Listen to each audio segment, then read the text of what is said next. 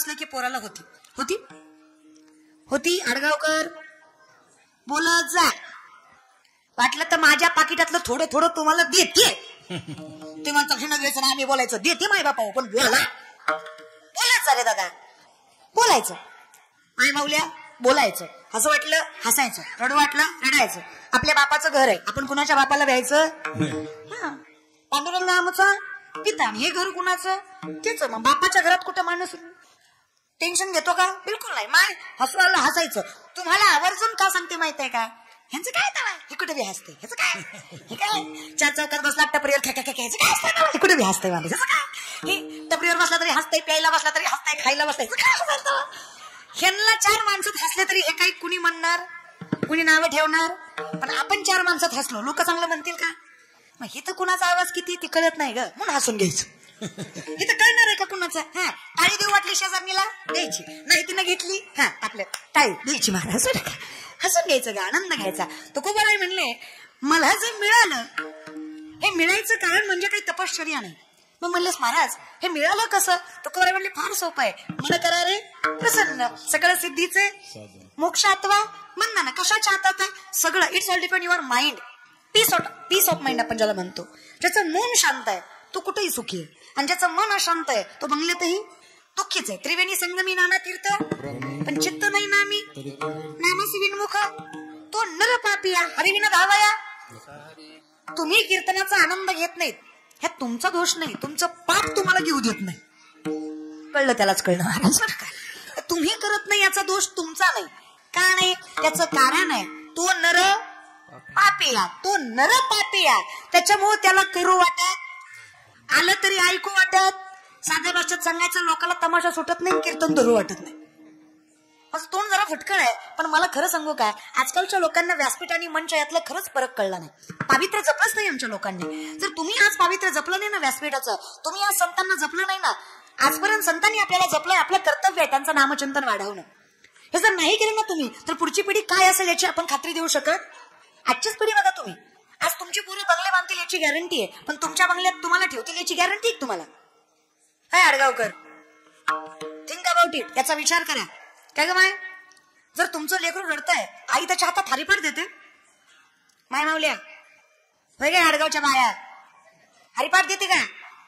होय गे होय गे, मागच्या हरिपाठ देते का ग? मग काय देते ग माय, काय देते ग माय? अजून तोंड घेऊन मोबाईल म्हणते. काय तुझी मेंटॅलिटी काय गे? हा एखाद्या घरी आम्ही गेलो आणि त्याचा पोरगा मोबाईलवर बसला असला तर आम्हाला बोलायची सवय. आम्ही म्हणतो ताई लेकराला मोबाईल दे जाऊ नकी, हा तेवढ्याच नादी लागतंय. नातीला मोबाईल देते का? मग स्वयंपाक होतोय, धुणं होतोय, भांडी होत्यात, नाही तर रोग त्रास देतोय, तेवढंच नादी लागतंय. ठीक आहे, मग थोडा देत जा, फार वेळ देत जाऊ नको. ऐकत नाही, ऐकत नाही. अगं गुडघ्यापर्यंत आहे, फार फार तर 2-2.5 वर्षाचं आहे, तुझं ऐकत नाही. येडेत काढते का काय? अगं 45 तुझ्या शब्दाच्या बाहेर नाही. कळलं त्यालाच कळलं सारखं. हा एक शब्द पडू देत नाही आणि तो ऐकत नाही. वेळेत काढत जाऊ नका ग बाय मावल्या. कधीही कुठल्याही सत्यकर्माला कारण शोधायची नाही. कशाला शोधायची ग बाय? पुढची पिढी आपल्यावर अवलंबून आहे. तुम्ही हुशार नाही तसं नाही. कदाचित आमच्या तरुण मंडळीला आजकालचे माबाप आवडत नाहीत. वाईट वाटतं कधी कधी. जी पोरं जरा शिकली, पुस्तकं वाचली, संत सांगतात सावध संगी संतोषाला खोकड पुस्तकं वाचाय, याचं काय अवघड आहे. पण जे 2-4 पुस्तकं वाचून शनी झाली, बिना गुरुची मोठी झाली, ती माणसं आईबापाला सुद्धा मूर्खत काढतात. त्याचा मूर्तिमंत उदाहरण, आमच्या आजच्या पिढीला 90लीतली माय धोत्रातला बाप आवडत. लाज वाटते 4 माणसासमोर न्यायची. काय वाटतं? तुमची माय साडी नेसते, डोक्यावरून पदर घेते, तुमच्या माईच्या कपाळाला कुंकू आहे, तुमच्या माईला स्पष्ट मराठी येत नाही किंवा 2-4 शब्द इंग्लिशचे येत नाहीत, म्हणजे तुमची आई अडणी आहे. अरे मायबाबा, आपल्या आईसारखी आई ओळखून सापडणार नाही. आणि ज्ञानाचं घेऊन बसाल तर माझी माय इतकी ज्ञानवंत आहे की अजूनही माझी माय साबण संपलं तर फेकत नाही. जुन्या साबणाची चिपळी नव्या साबणाला लावते का तर तेवढेच एक आंघोळ होईल. खरंय का खोटे? होय का माय? लुगडं फाटलं फेकता का? गुदडी शिवी पण फेकत. माझ्या आईला 7 स्टार नाही तर 5 स्टार हॉटेलला न्या, आईस्क्रीम खाऊ घाला, चमचे घरीच आणणार, guarantee. It is not a lower class, it is not a middle class, it is hi class. कारण तिच्या घरी आलेला रुपया लबाडीचा नाही याची जरा जाणीव आहे. तिला माहित आहे माझ्या बापानं रक्ताचा घाम केलाय, माझ्या आईनं रक्ताचं पाणी करून मला पोचलंय. माझ्या ताटात पडलेली भाकरी कष्टाची आहे, कुणाला लुबाडून घेतलेली नाही. ती लबाडीचा रुपया घेणार नाही आणि कष्टाचा रुपया वाया जाऊ देणार नाही. कौतुक आहे मला माझ्या आईचं, वैभव माहित आहे मला माझ्या आई. पाठीमागचे टाळ्या वाजू वाटल्या तर वाजवीच जा रे. असा काही सरकारचा जीएसटी नाही त्याला, वाजवीच जा. जरा लोकांना मोठेपणा द्यायला शिका की. नाही तुम्ही टाळ्या भरपूर ठिकाणी वाजवता, फक्त इथं वाजवीत नाही. जाऊ दे आता काय करणार महाराज, वाजवायचे तिथं वाजवीत जाय. नाही चांगलं असतं, दुसरं काही नाही. ते सुरुवातीकडे या. लोकांना कळत नाही कुठं वाजवाव्या, कुठं जावं कळत नाही, कुठं बसावं कुठं कळत नाही, काय वाजवावं कळत नाही. लोकांना फरकच कळत नाही. लोकांना ते सारखंच आहे. दादा हे व्यासपीठ आहे, तो मंच, हा पाखा माझ आहे, ती डुलकी आहे, ह्यो नाही ते तू नाही, ह्यो महाराज आहे ते तुम्हाला माहित आहे. फरक समजून घ्या रे. हे मनोरंजनासाठी नाही, ते कदाचित मनोरंजनासाठी असेल, पण मला वाटतं घाणेरडं मनोरंजन करून सुद्धा फायदा. कारण शास्त्र सांगतं आमचं यत्र नारीस्तु पूज्यन्ते रमन्ते तत्र देवता आहे. आई बहिणींची कदरच करावी, हो कदरच करावी, कारण ताकदच तेवढी आहे त्याच्यात.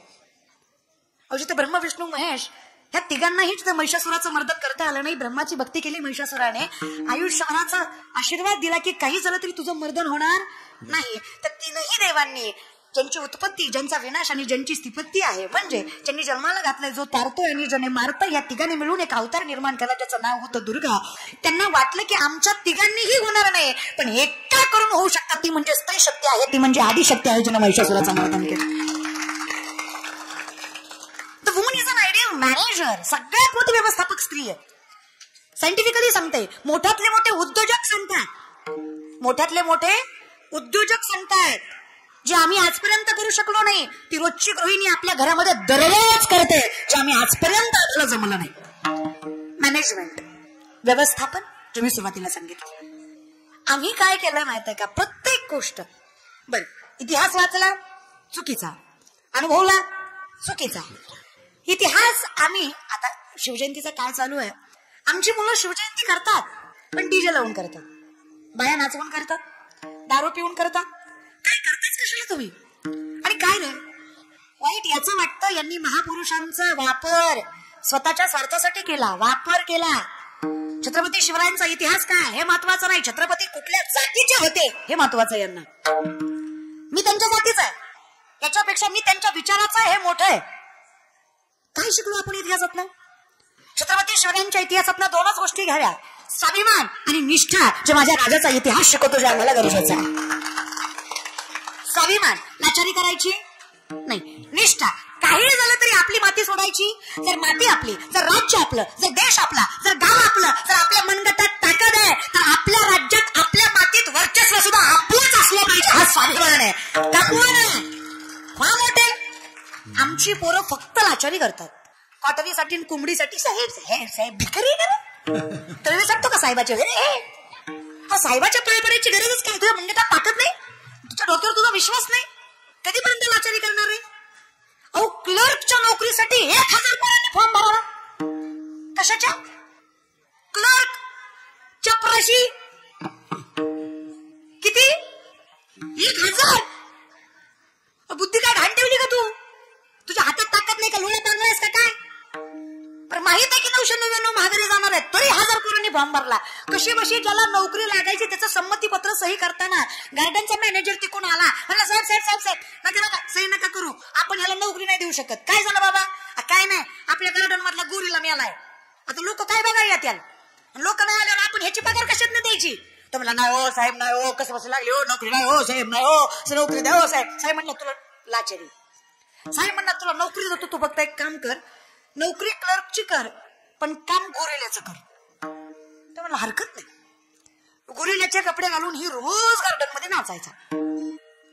एके दिवशी त्याच्याच कॉलेजमधले पोरं पोरी गार्डन बघायला आले. कदाचित त्यातली एखादी ह्याला जुनी आवडत असावी. जशी तिच्याकडे बघायचं तशी उडी मारायचं. ती दिसली का उडी? आता आपलं काय गोरीला होतं, पोरगं होतं, पुरी बघू बघू उड्या मारायची. उड्या मारीत मारीत कवासे ह्याच्या पिंजऱ्यात जाऊन पडलं, त्यालाच कळलं नाही. पडलं ते पडलं, त्याने बघितलं सिंह झोपलाय. तो म्हणला हे बघ, जीव गेला तरी, जीव गेल्यावर मरायचं, नोकरी गेली तरी 72, नोकरी गेली ते बरी, जीवापेक्षा सरसलामत तू पकडी 50. लागला हात न मरडायला, वाचवा वाचवा वाचवा वाचवा. ह्याच्या आवाजानं सिंह जागा झाला. सिंह पळत पळत आला आणि त्याच्या हातावर हात टाकून म्हणला, गप, तुझी बी नोकरी जाईल आणि माझी बी जाईल. BSc करणारा गोरिला होता आणि MSc करणारा वाघ होता. काय डोकं घाण ठेवलंय? हा, अरे करा ना, व्यापार करा, मोठे व्हा, पैसा कमवा. अरे तरुणासारखे तरुण आहेत तुम्ही. छत्रपती शिवरायांचं स्वराज्य काय फक्त शक्तिबळावर झालं का? फक्त डोक्यावर? जरा ऐका ना, शेती करता, अरे चांगल्या सोयी सुविधा आहेत आता सध्या, आधुनिक तंत्रज्ञान आहे, वापरा ना, टेक्नॉलॉजी वापरा. रे हरिण घरच्या घरी तेवढंच करायचं. असा परमात्मा कधीच देत नसतो, मेहनत तरी देत नसतो. उद्यमी नाही सद्यंती कार्याने मनोरथ आहे नाही सुप्तस्य सिंहस्य प्रविशंती मुखी मृग. सिंह झोपलाय, त्याच्या तोंडात स्वतःहून हरिण जात नाही, कष्ट करावं लागतं. पोट भरायचं म्हणल्यावर पळावं लागतं आणि जीव वाचवायचा म्हणल्यावर सुद्धा पळावंच लागतं. आम्ही पळायलाच तयार नाहीयेत. डोकं वापरा. अरे काय कमी आहे आपल्याकडे? आमच्या भारतात काय येतं? अरे काय नाही आपल्या भारतात. चल, चकमकीत रस्ते, चमचमीत माड्या, मॉल कमी असतील आपल्या भारतात, सोयी सुविधा कमी असतील आपल्या भारतात, पण आपल्या भारतासारखं ज्ञान, वैभव आणि आपल्या भारतासारखी निष्ठावंत माती कुठंच भेटणार नाही तुला. आणि जीवनाला जीव देणारी माणसं आपल्या भारतात. हे कळत नाही कधी तुम्हाला? वैभव कळतच नाही कधी? कीर्तन ही परंपरा, संतांचे विचार कुठे मिळणार आहेत तुम्हाला? वाचा ज्ञानेश्वरी, प्रत्येक प्रश्नाचं उत्तर मिळेल तुम्हाला. ज्ञानेश्वरी हा ग्रंथ नाहीये, ज्ञानेश्वरी ही जीवन संपत्ती जी आम्हाला मिळाली आहे, पण आम्ही वाचायलाच तयार नाही. काय वाटतं? आज जे तुम्ही पुस्तकं वाचतात ज्ञानेश्वरीमध्ये कधीच लिहून ठेवलंय? जे शिक्षण तुम्ही आज घेता ना, ह्या बल्बचा शोध 100-125 वर्षापूर्वी लागला. या बल्बचा शोध 100-125 वर्षापूर्वी लागला. 750 वर्षापूर्वी माऊली ज्ञानेश्वरीमध्ये सांगतात, उदकाचे नियावेशे प्रगटले ते जलकलकी ते दिसे, तर यावेजी माझे असे सलेल काही. उदक म्हणजे पाणी, आवेश म्हणजे प्रेशर, पाण्याच्या प्रेशरनं वीज निर्मिती होते. हे आपल्या माऊलींनी 750 वर्षापूर्वी ज्ञानेश्वरीमध्ये सांगितलं. हे विज्ञान आहे जे आम्ही आज कॉलेजमध्ये शिकतो. मग ज्ञानोबा वेल एज्युकेटेड नव्हते?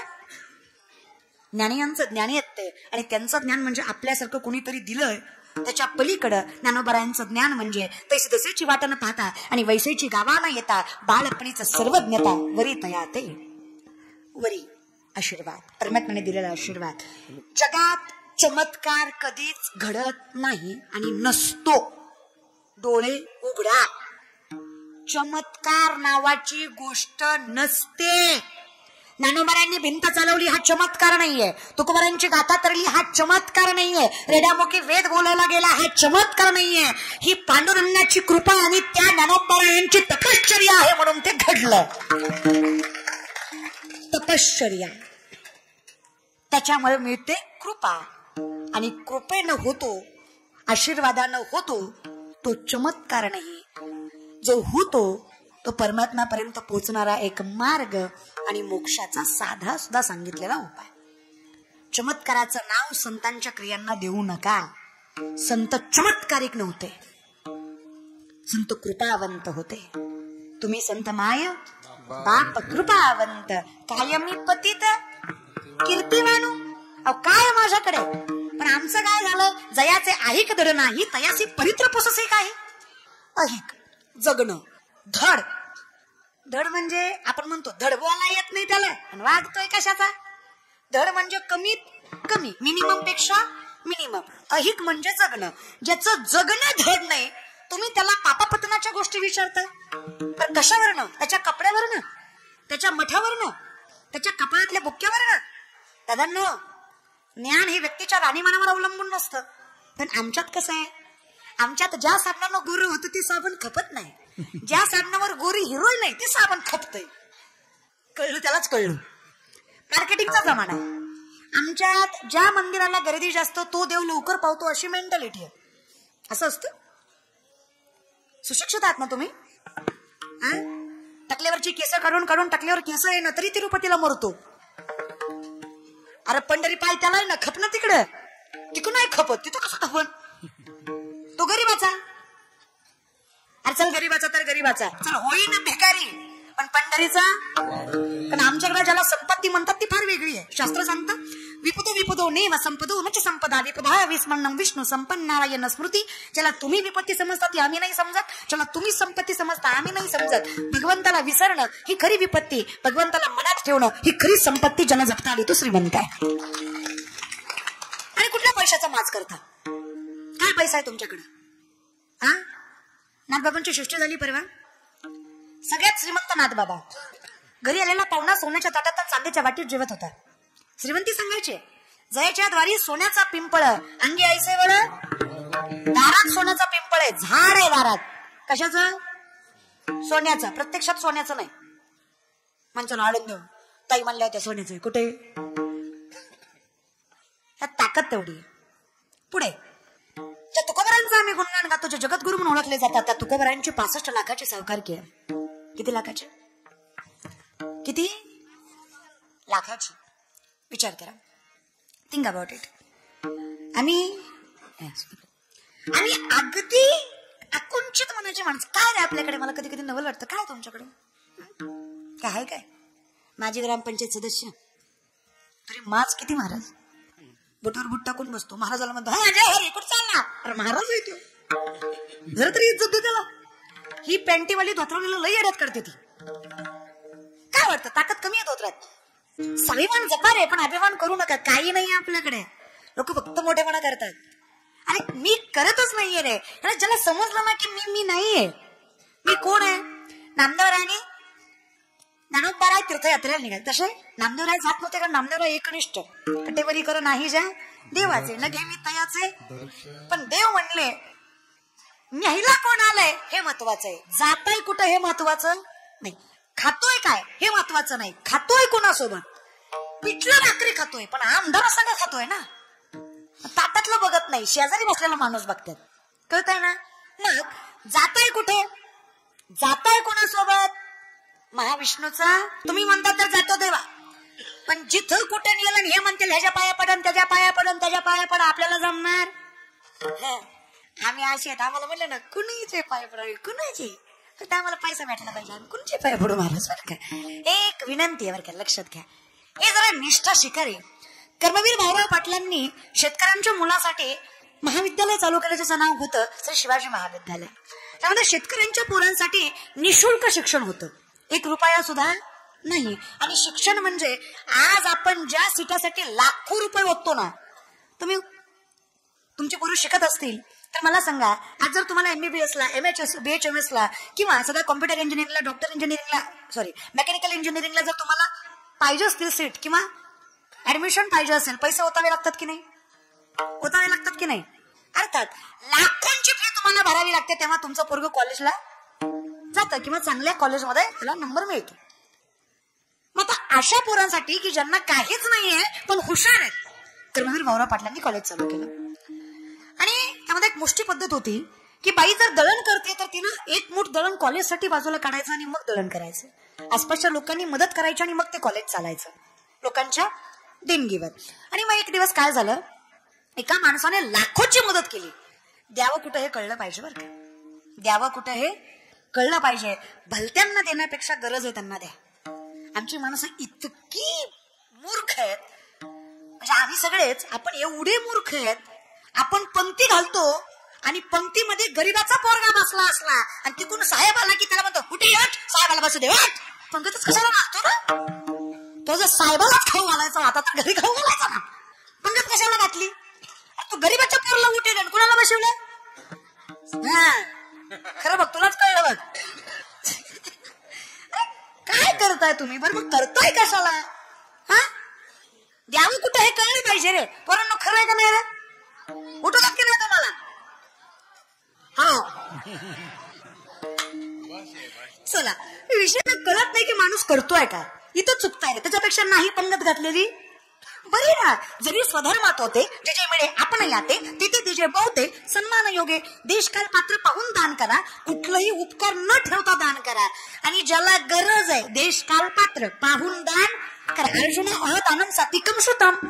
कळलंच नाही आम्हाला. चला, मग त्या माणसाने लाखोची देणगी त्या भाऊराव पाटलांच्या कॉलेजला दिली. भाऊराव पाटील म्हणे, देव तुमचं भलं करू, आभारी आहेत आम्ही तुमचे. एवढी मोठी तुम्ही शेतकऱ्यांच्या पोरांना देणगी दिलीत, तुमचं कल्याण होणार. तो व्यक्ती म्हणला, भाऊराव पाटील काहीच काळजी करू नका, इथून पुढे जेवढा खर्च लागेल कॉलेजला मी देतो, माझ्या खर्चात नाही, तुम्हाला रुपयाची काळजी पडू देणार नाही. फक्त माझी एक छोटी अट आहे. काय अट आहे? कॉलेजचं शिवरायांचं नाव काढून माझ्या वडिलांचं नाव कॉलेजला द्या. कर्मवीर भाऊराव पाटील म्हणाले, तुमच्या देणगीच्या बदल्यात तुम्ही मला माझ्या नावासमोरचं माझ्या बापाचं नाव बदलायला लावलं तरी बदलतो, पण कॉलेजचं शिवरायांचं नाव बदलणार नाही, याला निष्ठा म्हणायची. आम्हाला कोण म्हणलं धर्म बदल, तुला सरपंच करतो, तरी आम्ही वाच. आम्हाला सत्ता महत्वाची. खरंय की कुठे? अगदी आम्ही तिथे इथे चुकतोय आणि आम्ही चुकतोय हे आम्ही मान्य करत.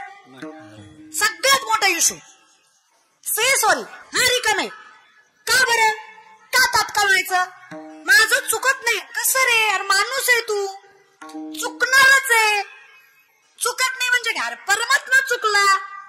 आज ब्रह्मदेवाला देवघरात जागा नाही, चंद्राला डाग आहे. शंकर चुकले, तू कोण आहे? महाशंकर. चुकणारच बाबा, पण मान्य कर ना. मोठेपणा मान्य करण्यात आहे. आमची माणसं मान्यच करत नाही बघा. कधी कधी मोठेपणा सोडून कमीपणा सुद्धा घ्यावा लागतो. मिर्झा राजांना 23 किल्ले तहामध्ये द्यावे लागले की नाही? मिर्झा राजांना छत्रपती शिवरायांनी तहामध्ये 23 किल्ले दिले की नाही? दिले. मावळे चिडले. स्वतःवर विश्वास पाहिजे. स्वतःवरचा असणारा विश्वास म्हणजेच परमात्मा आहे. माझं वाक्य लक्ष देऊन ऐका. स्वतःवरचा असणारा विश्वास म्हणजेच परमात्मा आहे. जो साथ देतो तो विश्वास आहे. मी करू शकतो. परंतु आमच्या कॉलेजमध्ये काय झालं, असं सहज सरांनी विचारलं, कुणाला काय काय करायचं. एक बोबडा पोरगा होता, त्याला बोबडं बोलणं होतं त्याचं. तो म्हणला, तर मी मार्केटिंग करणार. अख्खा वर्ग खदा हसला. सरही हसले. सर म्हणले, तुला र नीट म्हणा येत नाही. र तू मार्केटिंग कशी करणार?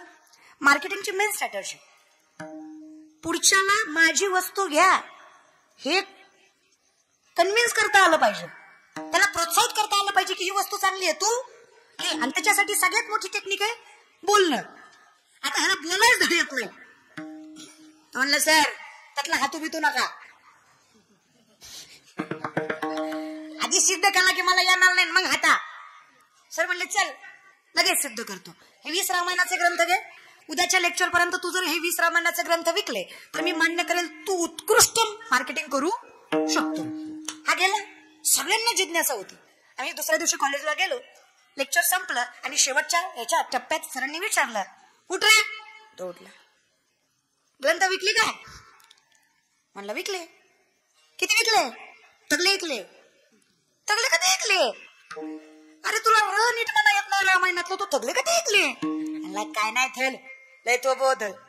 प्रत्येकाच्या दालात जायचो, दालवाजा वाजवायचो. त्यांनी दालवाजा उघडला की त्यांना फक्त म्हणायचं, हे बघा हे रामायण, हे बघा हे रामायण, तुम्ही घेता का मी वाचून दाखवू?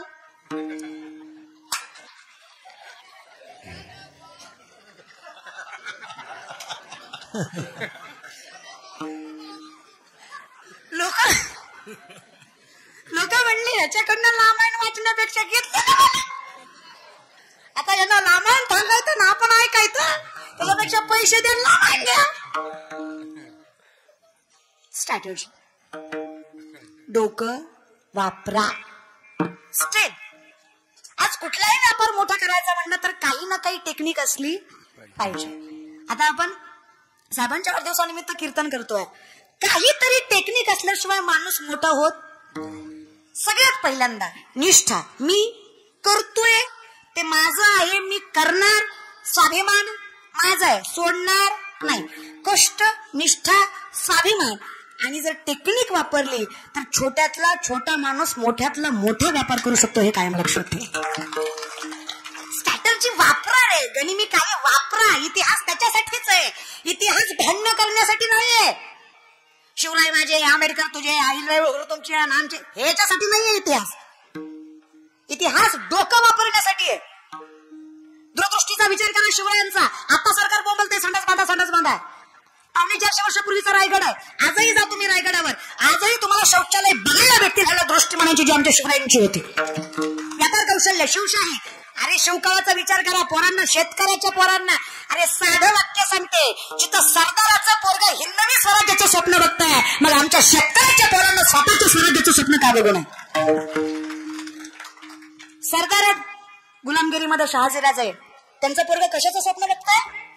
हिंदवी स्वराज्याचं. आम्ही जगाच्या पोशिंद्याची लेकरं आहेत. आम्ही कशाचे स्वप्न बघावी? स्वतःच्या साम्राज्याची बघू नये, स्वतःच्या व्यापाराची बघू नये, स्वतःच्या मातीच्या वैभवतेची बघू नये. का बघू नये? व्यासपीठावर मीच पाहिजे, गायला माझाच पाहिजे. का नको? स्वाभिमानाला. 4 माणसात नाव कमवायचाच. पण हे कधी होतं माहितीये? कामयाब वो नहीं होते जिनके सिर्फ सपने बडे होते हैं. सिर्फ सपने, फक्त बुलेट फिरवली म्हणजे मोठा होत नाही. कामयाब वो नहीं होते जिनके सिर्फ सपने बड़े होते हैं, कामयाब वो होते हैं जो अपने सपनों पे आड़े होते हैं. जिद्द ठेवा, परमात्मा तुमच्या पाठीशी. जिद्द पाहिजेच. माझं स्वप्न होतं माझ्या शेतकऱ्याच्या पोरांनीच माती राखायची. पिकवतात ते मग राखायची सुद्धा. अरे तुम्हाला पाखरं मारायला जमतात, मग शत्रू मारायला सुद्धा. गोफर फिरून पाखरी मारताना मग तलवार फिरून शत्रूही मारा. मनगटात तुमच्या पाखरं मारायची ताकद आहे, तर त्याच मनगटात शत्रू मारायची, माती राखायची ताकद आहे. माझ्या मासाहेबांनी आमच्या शेतकऱ्यांच्या पोरांना शिकवलं. आम्ही सगळं विसरून गेलो रे. इतिहास आठवा जरा. आता सरकार बोंबलतंय पाणी अडवा, पाणी जिरवा, पाणी अडवा. या महाराष्ट्रातलं पहिलं धरण छत्रपती शिवरायांनी बांधलं खेड शिवापूरला. अशी 32 धरणं राजांनी बांधली शेतकऱ्यांच्या उपयोगासाठी. कसला विचार करताय तुम्ही? काय करू शकत नाही तुम्ही? काही नाही रे दादा, फक्त ताकद आणि विश्वास असला पाहिजे. ताकद आपल्या सगळ्यांकडे आहे, फक्त आपला आपल्यावर विश्वास नाही. माणूस आपलं उत्तर बरोबर असताना, म्हणजे पोरगा पेपर लिहित असताना स्वतःच उत्तर बरोबर असलं, शेजारच्याच चुकीचं असलं तरी त्याचं बरोबर म्हणून बघून लिहितो. आणि पुन्हा म्हणतो मी बरोबर लिहिलं होतं. अरे येड्या, तुझा तुझ्यावर विश्वास पाहिजे रे. तुझा शेजारच्यावर आहे, पण तुझ्यावर काय? सायन्सचा विषय गेला म्हणून आर्ट घ्यायचं नसतं रे दाद्या. हे दादा, मोठं व्हा रे. फक्त सबसे कातिलवर मोठं होत नसते. कळलं त्यालाच कळलं. जरा डोळे चांगल्या ठिकाणी वापरा, जरा दूरदृष्टी शिका. काही नाही रे दादा. अरे जाणीव घ्या. आज महिन्याच्या महिन्याला तुमच्या हातात जी पगार पडती ना दादा, 1 तारखेला जी पगार पडती ना, ती पगार सुद्धा शिवरायांची कृपा आहे. ते म्हणाल कशी? वतनदारी पद्धत बंद करून वेतनदारी पद्धत माझ्या राजांनी चालू केली. देशमुखी, पाटीलकी, देशपांडकी माझ्या राजानं बंद केलं आणि सांगितलं वेतन घ्या आणि काम करा. म्हणून आज महिन्याच्या महिन्याला तुमच्या हातात पगार आहे. याच्या पलीकडं आज 7वाऱ्यावर जे आपलं नाव आहे ते सुद्धा राजांची कृपा. पहिल्या शेतीची मोजमापणी शिवरायांनी केली. 7 काड्या 12 हात, त्याला 7वारा म्हणला जातो. आणि या मोजमापणीमुळे प्रत्येकाला प्रत्येकाची जमीन मिळाली. आणि एका वाक्यात सांगू का, आज शिवराय नसते तर 7वाऱ्यावर आपली आपल्या बापाची नावं नसते. हे एका वाक्यात. हे त्यांच्यामुळं. आम्ही हा विचार कधीच केला हे कसं घडलं, काय कसं, किंवा कुठल्या पद्धतीने घडलं, हे सोपं होतं का? मुठभर मावळे हातामध्ये होते, जमलं असतं का? कसं जमलं? ताकदेपेक्षा बुद्धीचं बळ कधीही मोठं असतं. तुकोबारायांपेक्षा मोठे मोठे ज्ञानी आहेत. रामेश्वर भट्ट, बंबाजी बुवा, तरी सुद्धा तुकोबारांच्या चरणावर मस्तक ठेवतात. त्याचं कारण ज्ञान आहे रे दादा. आणि हे ज्ञान मिळतं कुठून? फावे तया. जिथून मिळालं ते ही संत मंडळी. ज्याला मिळून सुद्धा ज्यांनी राखलं नाही त्याचं कारण कल्पनेची. कारण त्यांना वाटलं हे माझं आहे, मी कोण आहे हे समजून घ्या. तीर्थयात्रेला निघाली आणि जाता जाता जागेवर आलात का तुम्ही? जागेवर आलात का? फिरत जा पण येत जा. आलात का? 2-3 आले ते, बाकीच्यांचं बघू पुढे येते जरा, पण पुढे तरी गाठा आम्हाला महाराज बरं का. तर ज्ञानोबराय आणि नामदेवराय तीर्थयात्रेला निघाले. अडगावकर निघाले. तुम्हीच निघाले. लक्षात येईल तुमच्या? मग अशी सांगत होतो आपण तुमच्यावरच कीर्तन करायला. हे काय येडे येते असं काय? ह्यांच्या तोंडाकडे बघून कीर्तन करू वाटत नाही मला. तुमचं तोंड तरी चांगली येते महाराज. खरंच काय लोकांच्या तोंडाकडे बघून कीर्तन करू वाटत नाही. असली नाश्त्या कांद्या कधी वाजत्यात. फोडली गवरी तैसे तिसे तोंडावरी गौरी फुटल्या ग तोंड करते ती संत म्हणतात. मी नाही महाराज बरं का. काय करावं यांच्या तोंडाला. अरे काय दुःख दिलं रे देवानं तुम्हाला. काय वाटून केलं. माणसं एक दुःख लय कवटाळून बसतात. देवान मला लय तारास दिला आणि माझंच लय वाटून. या बाया तर लय बोलतात तसलं. काय दुःख आहे तुमच्या वाट्याला मला आता कळू तर द्या बरं. काय दुःख काय फार दुःखी आहेत आपण. एवढं का तोंडावर एवढं का तुमचं दुःख आहे. काय दुःखी आहे तुम्ही. काय परमात्म्याने वाटोळ केलं सांगा. राजा हरिश्चंद्र सोन्याच्या सिंहासनावर बसायचा. सोन्याचा मुकुट घालून बसायचा. पाणी मागितलं तर 100 माणसं पळत द्यायला यायचे. त्याची बायको तारा राणी राजाची राणी होती. त्याचा पोरगा रोहिदास. विश्वामित्राने राज्य मागितलं दिलं. त्या राज्यात 3.5 तोळं सोनं कमी पडलं.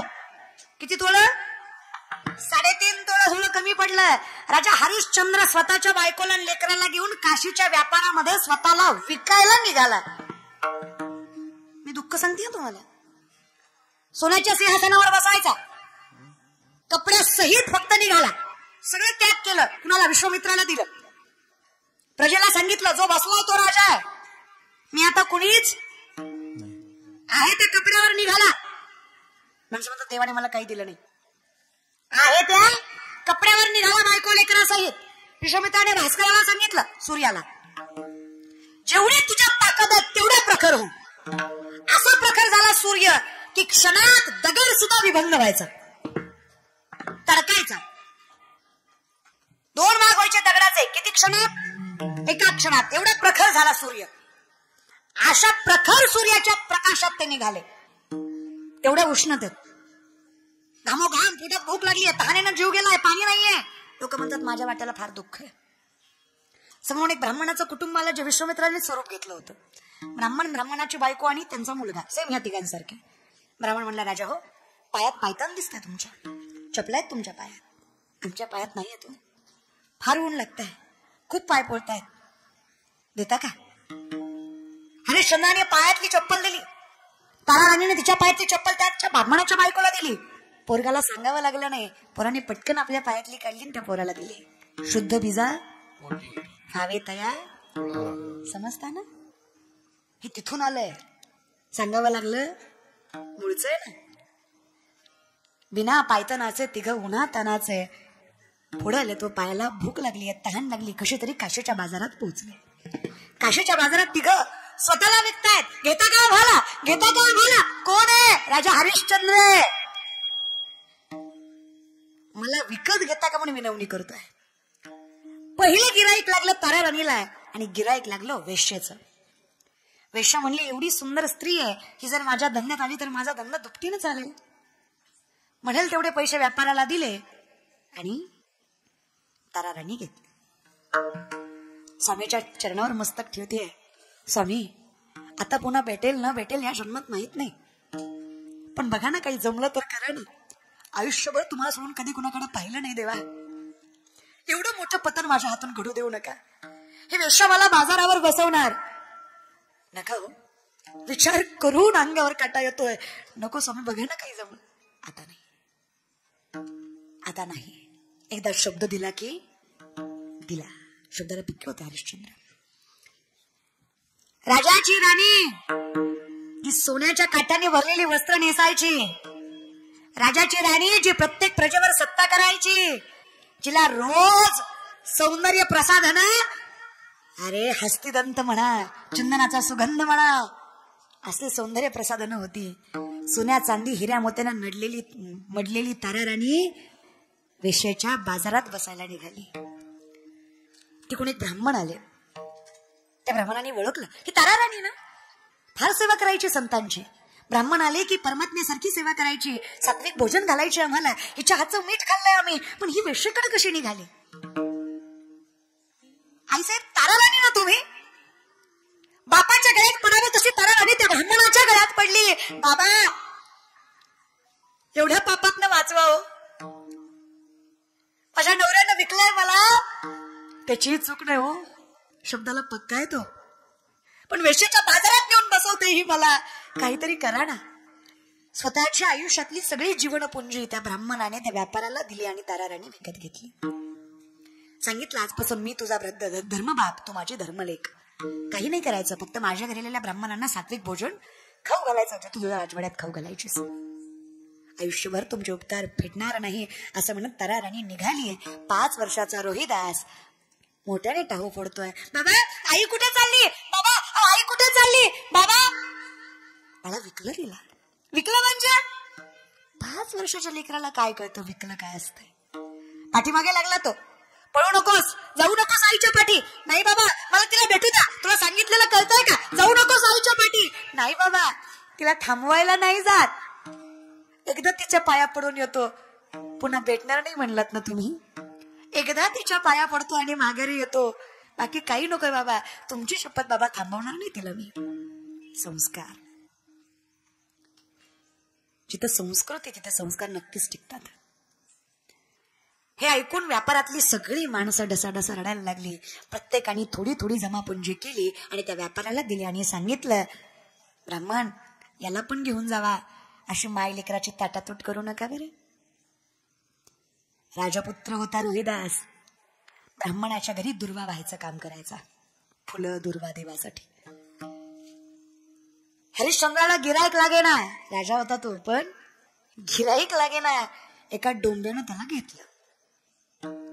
तो डोम, त्याला 2 बायका होत्या. कायम किरकिर किरकिर किरकिर. कशाला आणलंय हे म्हातार, काय करायचं याचं आता. तुम्हाला वाटेल ती कामाला वयाला जरे तो रांजणभर दारातला. देवाने किती परीक्षा बघावी, विश्वामित्राने ज्या रांजणात पाणी भरायचंय त्या रांजणाला भोक पडली. माणसं म्हणतात माझ्या वाट्याला फार दुःख आहे. आयुष्यभर जिने राजभोग भोगला तो डोंब्याच्या घरी काही डोंब्या घरी पाणी, दिवसभर पाणी वाहिलं पण रांजण काही भरला नाही. जिथं राजाच्या कौतुकाने प्रजेचं तोंड थकत नव्हतं, त्या राजाला या डोंब्याच्या 2 बायका शिव्या देत होत्या.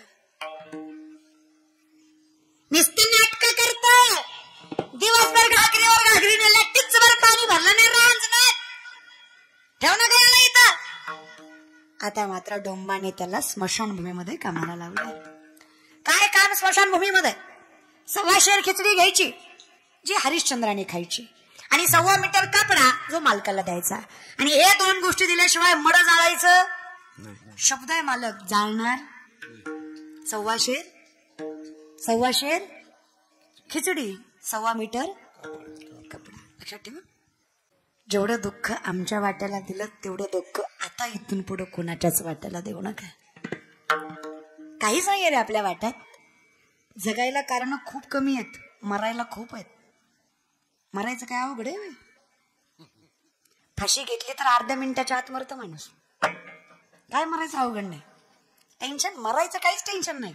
मरायचं दिवसातनं 3दा मरू वाटतं, खरं का नाही ग? माणसात लिकरू रडलं की असं वाटतं त्याचा बी गाडा दाबाव, कशाला उलट जन्माला घातली.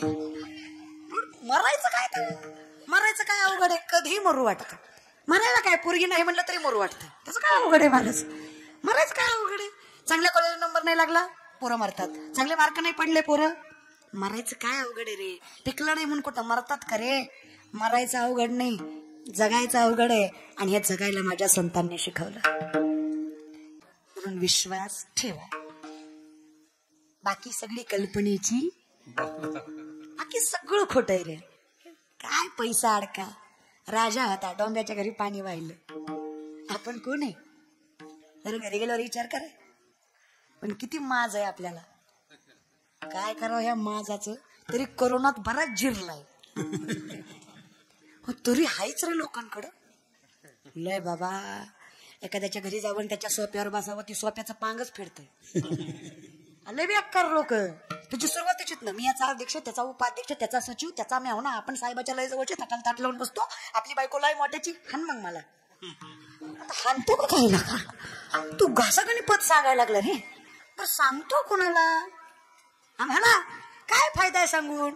आम्ही कोण बाबा तुझं भलं करणारे किंवा तुझं ऐकून घेणारे? आम्हीच फाटके. आम्हाला कुठे सांगतो? आम्ही वैभव फक्त संतांचंच सांगावं, बाकी कोणाचंच. आणि व्यासपीठावर वैभव फक्त संतांचंच सांगावं, एवढा नियम कायम पाळा. आता कोणाचंच नको. देव, परमात्मा, संत, बाकी कोणीच. कशाला नामचिंतनाचं वैभव सोडून बाकी वैभव सांगायचं आहेच कशाला? देशाचं, धर्माचं, देवाचं काही कमी पडतंय व्हय? आपल्या माणसांकडे आहे काय वैभव? ना तुमचं ना माझं काहीच नाही हो कुणाकडे. चला मग मी कोण आहे? अहंकार तर आम्ही करतोय, पण अहंकारामुळं न लागो राजसा माझ्या विष्णुदासा. अहंकारामुळे आमचं जीवन सुखी जात नाही. मग अहंकार करायला मी आहे काय? चला मग नामदेवराय आणि ज्ञानोबा तीर्थयात्रेला निघाले. सुरुवातीला निघालते, थोडं पुढे आलेत. हा चला बरोबर निघाले. मग चलत चलत चलत चलत त्यांना तहान लागली. ज्ञानोबा योगी आहेत, योगियांचे योगी आहेत, त्यांच्याकडे तपश्चर्याची ताकद आहे. पाणी फार खोलवर गेलं होतं. आता योगी कुणाला म्हणावं तर ज्याला कुंडलिनी शक्ती जागृत करता आली त्याला योगी म्हणावं. आता कुंडलिनी शक्ती म्हणजे काय तर 17व्या अध्यायामध्ये वर्णन करतात. माणसाच्या शरीरामध्ये 72,000 नाड्या. किती नाड्या? 72,000. 72,000 नाड्या, 24 नाड्या प्रधान, 3 नाड्या प्राणवाहक. इडा, पिंगला, सुषुम्ना यातनं माणसाचा प्राणवायू होतो. पुरक्रियेचं कुंभक श्वसनाचे 3 प्रकार. याच्यावर ज्याचा अधिराज्य आहे 3.5 वेळेगाव असली कुंडलिनी शक्ती बिंबीच्या देटापासून शस्त्राचं भेदन करत धर्मरंध्रात जाऊन मिळते. त्यावेळेस माणसाला समाधी लागते. समाधी लावणं म्हणजे श्वसनावर ज्याचं नियंत्रण आहे, जन्म मृत्यू ज्याच्या हातात आहे, याचं मूर्तिमंत उदाहरण म्हणजे ज्ञानोबा आजही जिवंत आहेत. फक्त ते जिवंत आहेत हे कळायला आपण जिवंत पाहिजे, कारण आपण मरून नेलेले आहेत. साध्या सुद्धा नाही. तू काय म्हणणे कायचं आंधळे आहे, आपण अवघड आहे म्हणून आपल्याला संत सांगतात तिथे पोचलात आता कोठे धावे तुमचे चरण. कारण मनापासून हा अहंकार निर्माण होतो. हे स्थिर झालं की माणसाला कळतं की जागा इथं, याच्या पलीकडे मोठं कुणी नाही.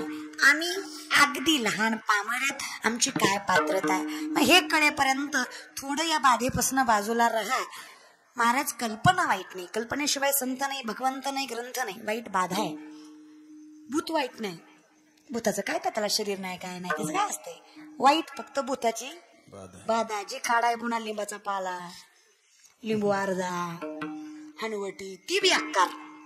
त्या भूतापेक्षा ती भूत बी आकार जी काढते ती भूत. कळलं त्यालाच कळलं महाराज. भूत वाईट नाही हो, बाधा वाईट आहे. जे नाही ते दाखवतायत ते वाईट आहे. त्याच्यापासून थोडस लांब राहा. चल मग ज्ञानोबा योगियांचा योगी. योगी तोही करीती परिक्रमे त्यांना बंदीसाठी सांडलेले आहे संगती अहमभावाची. अहमभावना ज्याला स्वत्वाची जाणीव नाही त्यांना म्हणावं योगी. त्यांच्याकडे ताकद होती. विहिरीला पाणी नव्हतं, पाणी खोल होतं अगदी तळाशी, आणि तहान लागली होती. सूक्ष्म झाले ज्ञानोबा आणि पाणी पिऊन आले. नामदेवरायांसाठी घेऊन आले. वर आले. नामदेवरायांना म्हणले पिया. प्रेमानं म्हणले असते, नामदेवराय पिले असते. पण हे कसे म्हणले? उपहास भावनेनं. पिया. तुम्हाला नाही जमलं, मी आणलं की नाही, पिया. नामदेवराय म्हणलं तुम्हाला काय वाटतं, तुम्ही मोठे ना आम्ही लहान.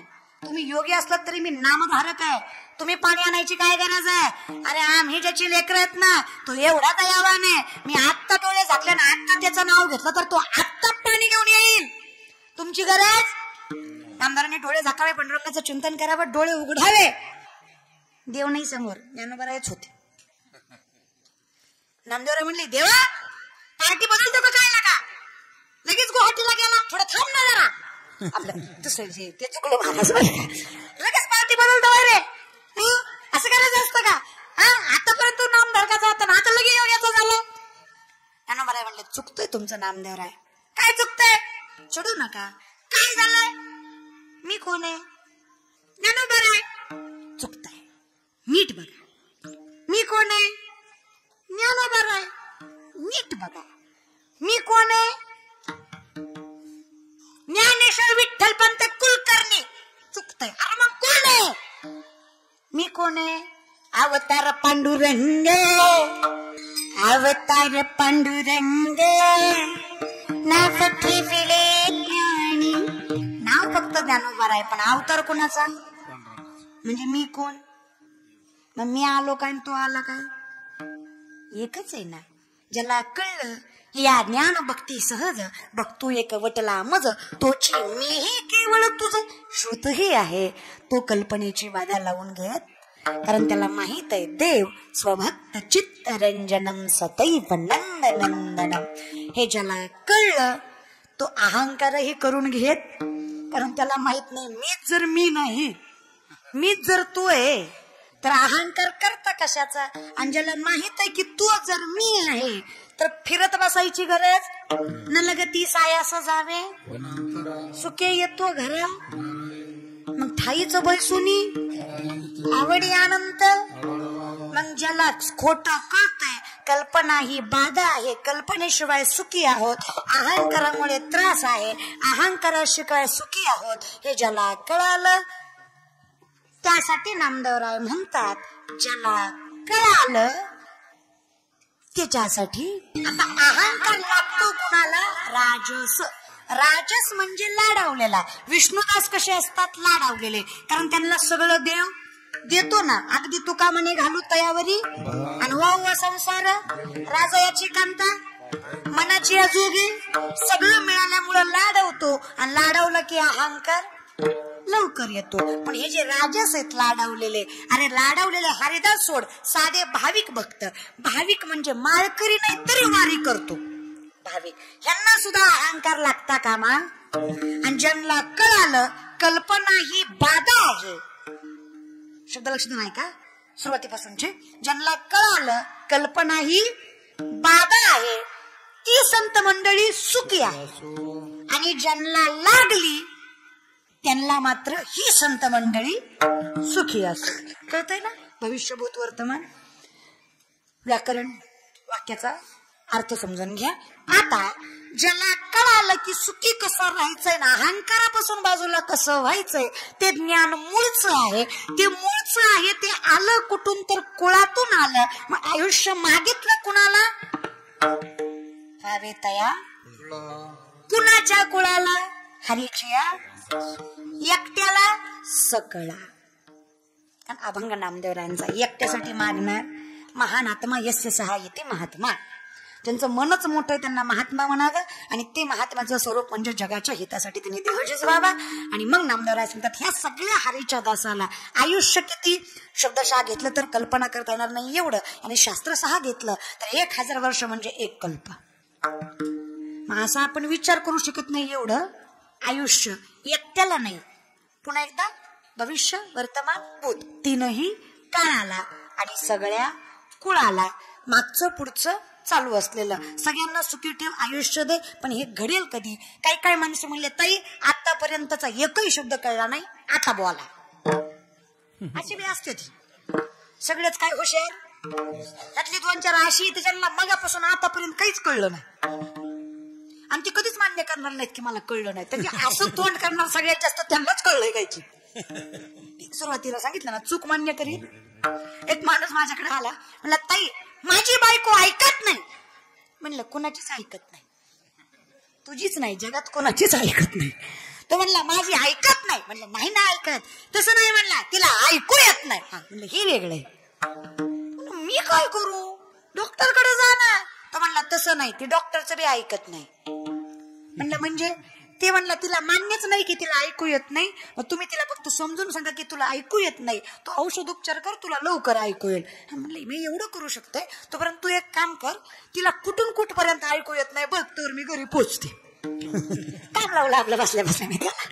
मग तो घरी गेलाय, तिने दरवाजा वाजवला, तिने नातून दरवाजा उघडला, त्यानं दरवाजातनं हाक मारली, कुठली भाजी केली? हिनं उत्तर दिलं. हा म्हणला हिला दरवाजापासून ऐकू येत नाही. मग सोप्याजवळ गेला, सोप्यापासून हाक मारली, कुठली भाजी केली? हिनं उत्तर दिलं. हा म्हणला हिला सोप्यापासून बी ऐकू येत नाही. मग किचनच्या दरवाजाजवळ गेला, किचनच्या दरवाजापासून हाक मारली, कुठली भाजी केली? तरी हिनं उत्तर दिलं. हा म्हणला कार्यक्रम बेकारच दिसतो, हिला किचनच्या दरवाजापासून ऐकू येत नाही. मग पाठीशी जाऊन उभा राहिला, कुठली भाजी केली? हिनं रागारागाने चुलीवरची कढई उचलली, त्याच्यासमोर आदळली, म्हणली सांगितलंय बटाट्याची केली.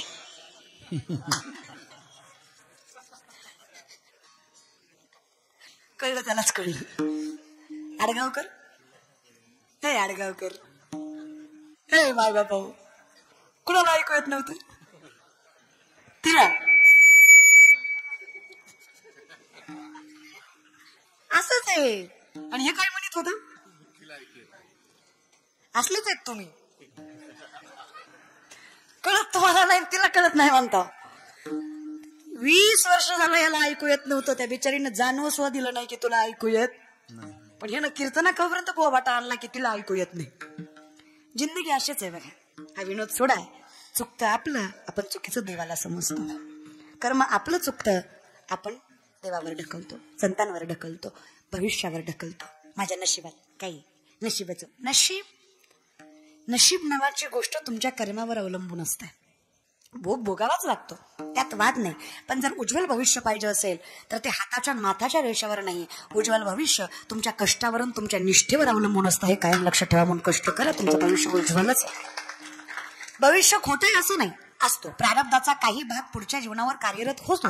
ललाटी जे लिहिले न पुसेगा काही केले, सत्वीचे राती जीवने संनिवती ते सरीश्वर निर्णय चित्ती वाहने सदा. हे जरी सत्य असलं तरी सुद्धा ज्ञानोबा राय म्हणतात, हे जरी सत्य असलं तर जो वाहतो त्याचंच भविष्य उज्ज्वल आहे. जो वाहत नाही त्याला कुणी काहीच करू शकत.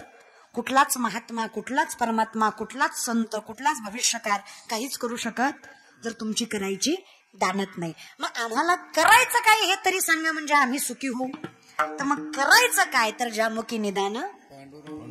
आजपर्यंत काही नाही, आतापर्यंत सुरुवातीपासून काही नाही कळलं तरी हरकत.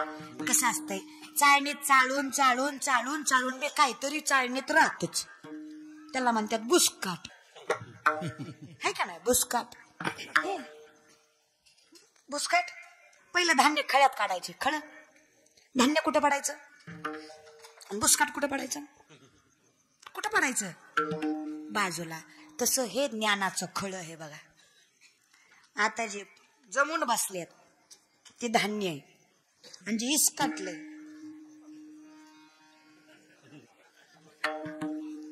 आधी जिंदगीचं मात्र झालंय. किती मात्र करून घ्याचाल, त्याला मात्र पण म्हणतात बरं का. कुठं मात्र, कुठं बुसकाट म्हणतात.